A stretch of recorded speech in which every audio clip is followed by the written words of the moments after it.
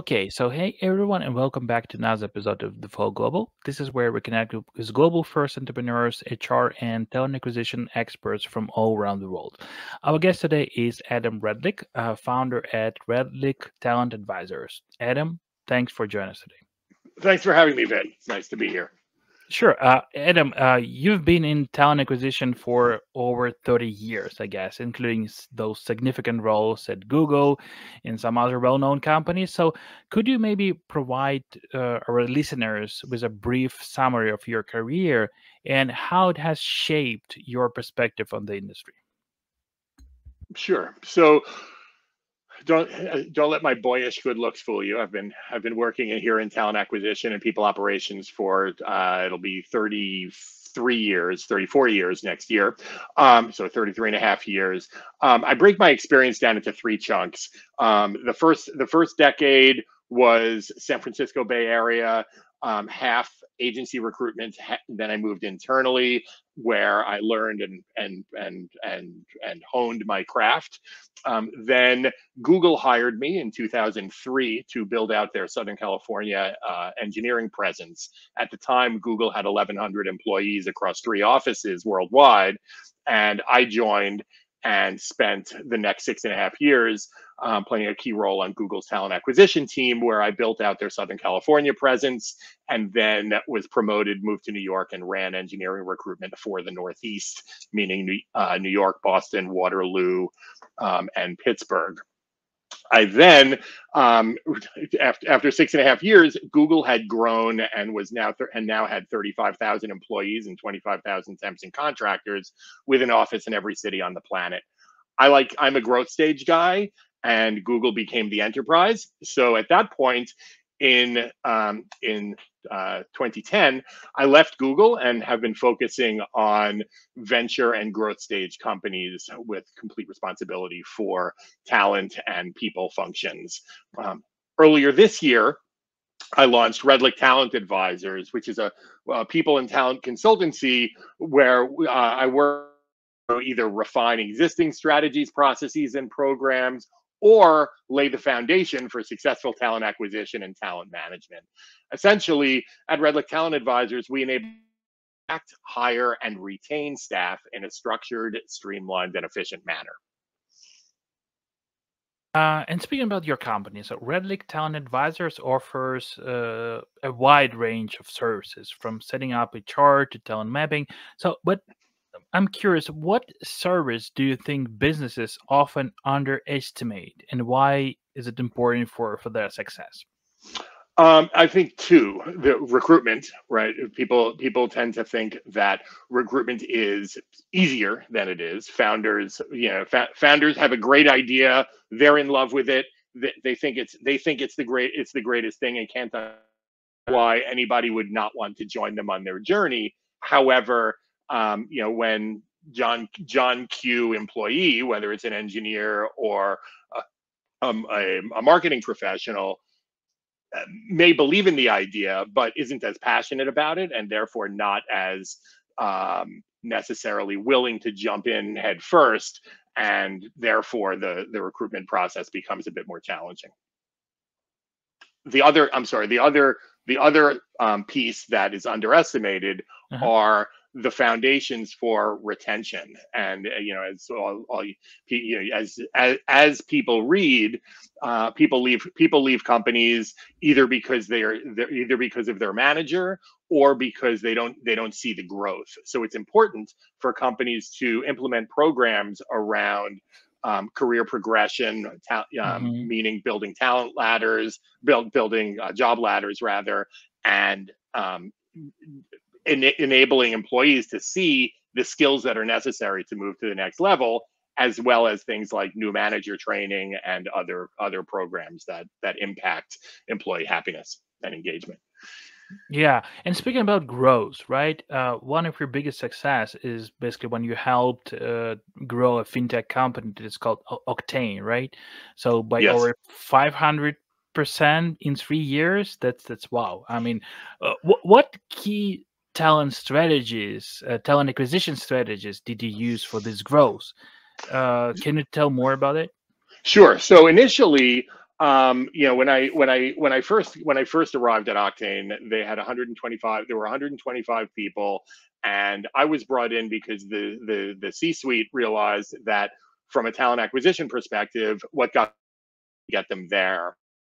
When I arrived, the time to hire, right? So from rec open to offer accepted, was 89 days on average company wide, which is abysmal. Way too long. And I dissecting the problem, realized that that was in large part due to the fact that hiring was completely disjointed and processes varied from department to department and even from role to role. So the first strategy in place was putting structure around hiring, right? We started at Octane where at the time a job description is first drafted, right? Hiring managers tend to provide a laundry list of everything under the sun on a job description that they would like a candidate. What we did there was we broke that down so that only the absolute requirements were listed, and then we built what we called a success profile, which was a 4-quadrant grid, or is a 4-quadrant grid, that outlines the knowledge, competencies, personal attributes, and experience that an individual must have in order to be a successful candidate for the role. Once we had the success profile, we were able to develop a structured interview so that the interview process, regardless of function or role, was the same, had the same steps and the same types of interviews. Obviously, the questions were different, but depending on the role, but the structure was around the success profile. So we made sure that in each interview, it started with the recruiter would screen a candidate, then the hiring team would do a phone interview.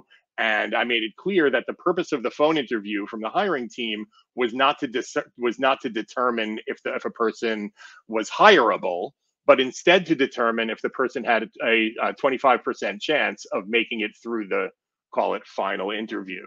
And that final interview was a series of interviews. Typically, it was 5 sessions, one each for each of the quadrants of the success profile, and then a fifth session focused around the candidate's alignment with our company values.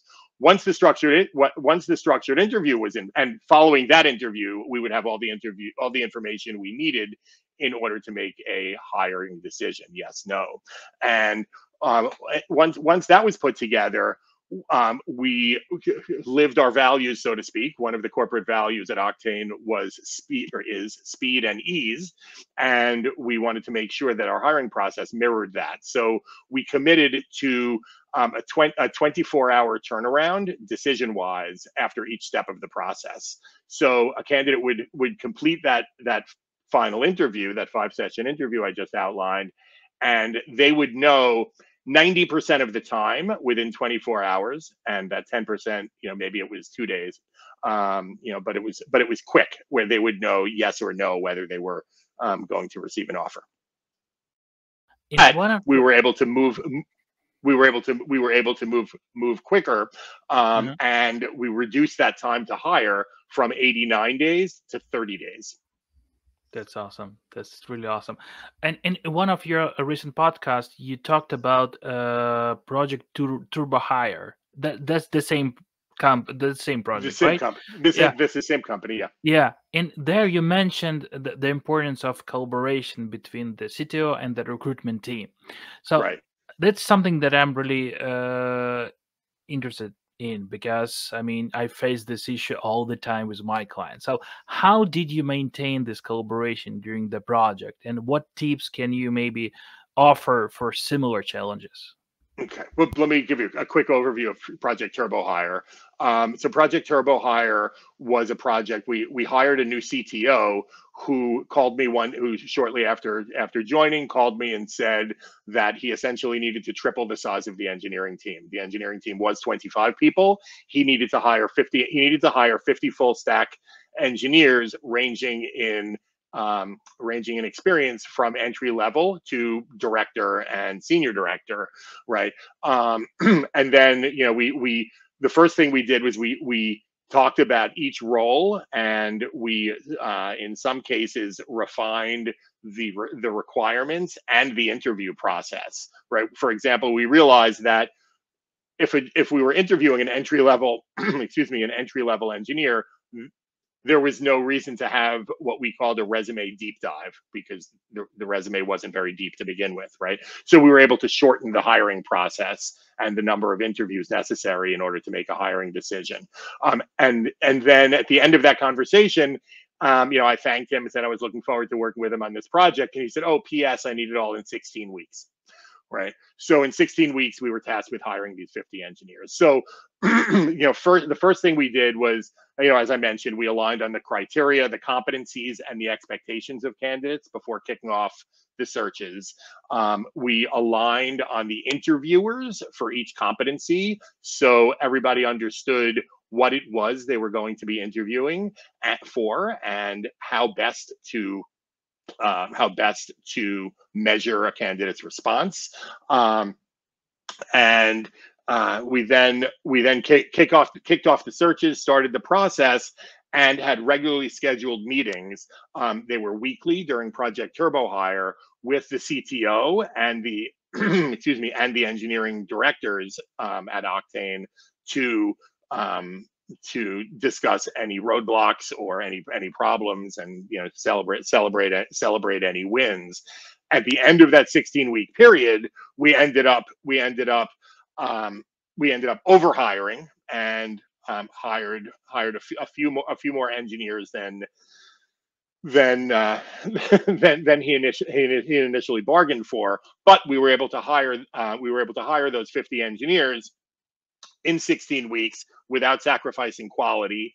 And we were able to bring in 26% of those hires were from underrepresented groups. So it really boils down to the regularly scheduled collaboration and alignment up front, and then Mhm. regularly scheduled check-ins to right the ship if should anything go wrong.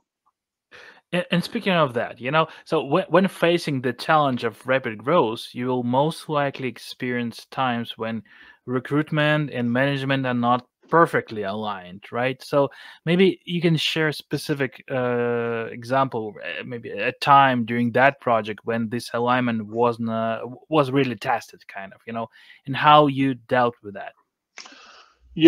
I'd be foolish. I'd be foolish to say there never was a time during this project that happened. I can't think of a specific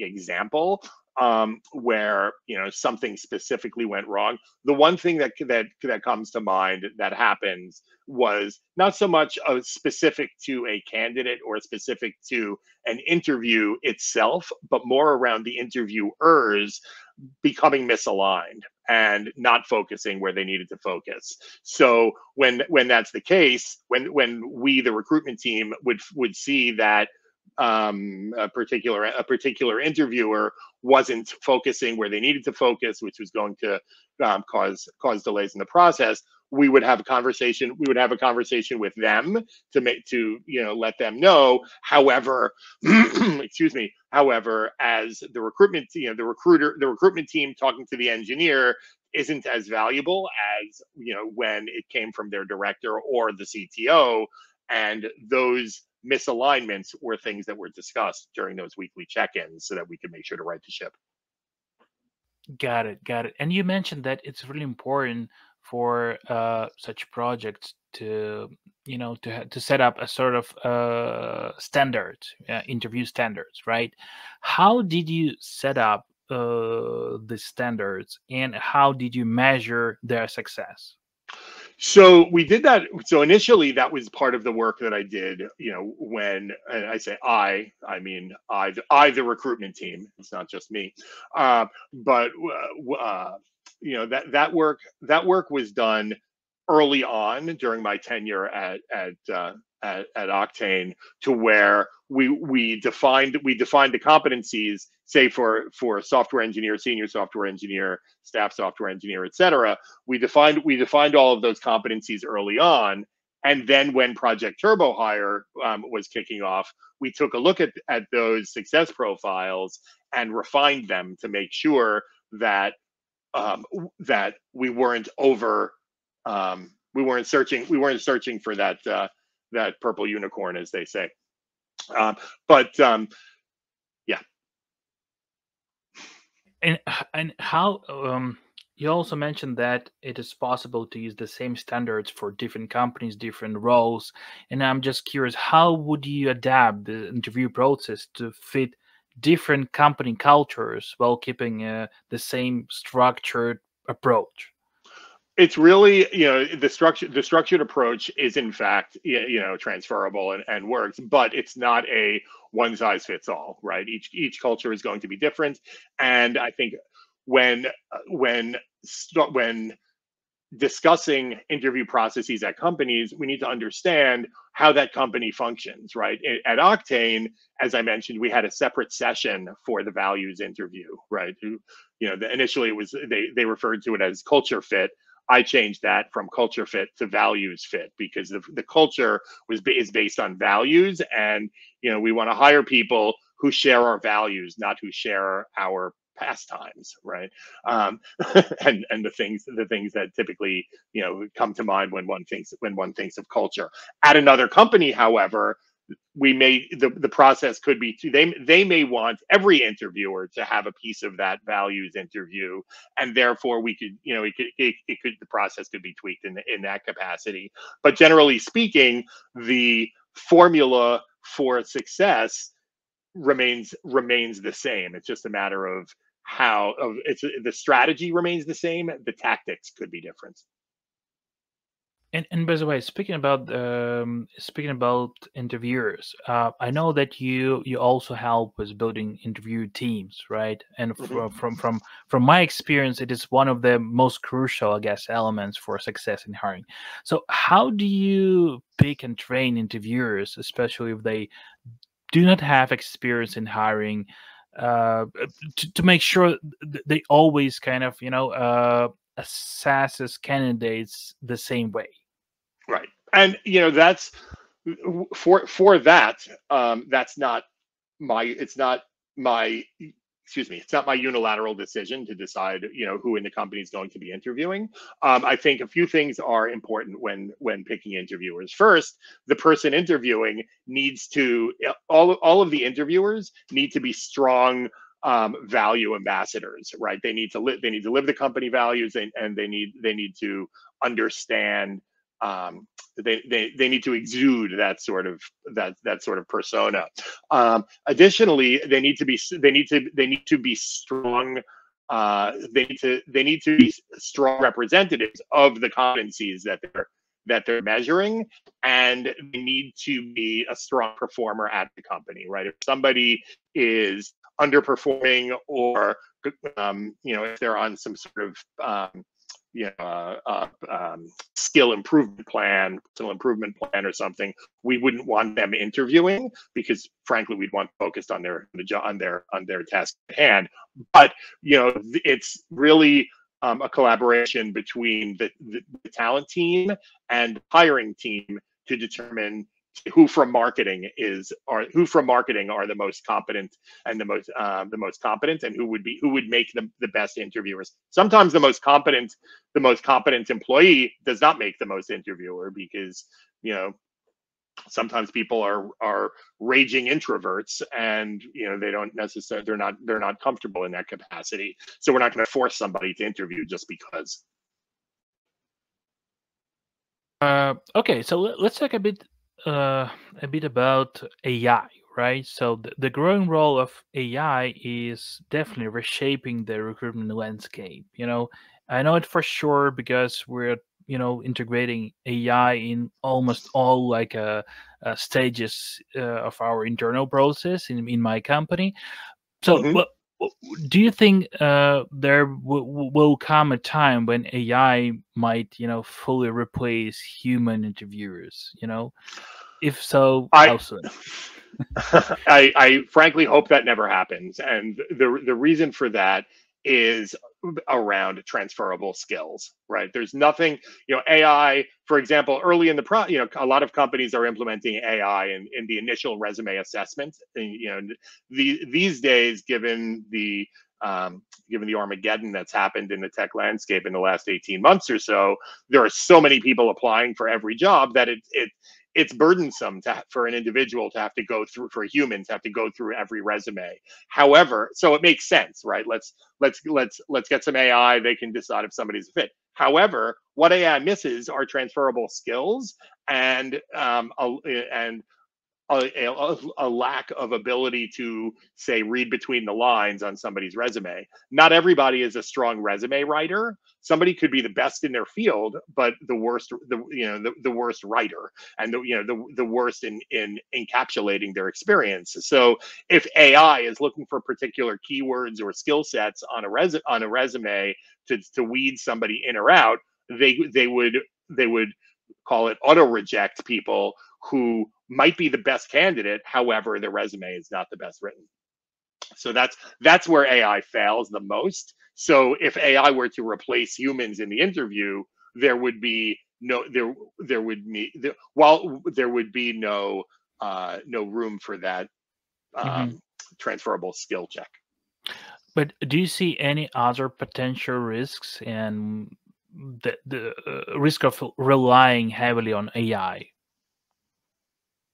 I think there's bias, right? And there's bias with humans. Humans are biased. There's inherent biases that people have, and there's unconscious biases that people need to try and move from the unconscious to the conscious, and work to fix. A human can work to fix that, but an AI model only knows what it's trained on. So if it's trained with bias, it's never going to be able to overcome that bias, where a human can undergo unconscious bias training and at least be aware of the biases that they have, and then factor those into their decision making.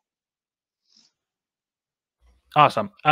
Let's talk a bit about your global hiring experience. From your experience, what is the key to successfully managing and integrating a global team? So I think that one of the glaring, but one of the most obvious challenges with a global team is the time differences, and the perceived lack of ability to collaborate, right? However, collaboration can be asynchronous, right? And people can collaborate off hours, where